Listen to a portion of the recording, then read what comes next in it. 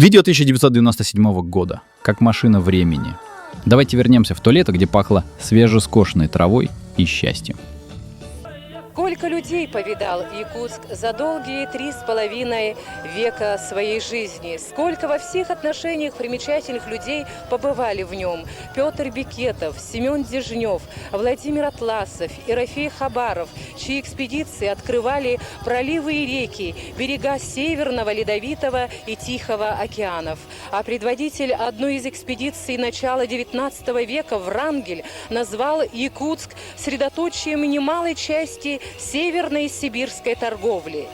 В 1922 году город Якутск стал столицей автономной республики. Ныне Якутск – один из старейших городов России.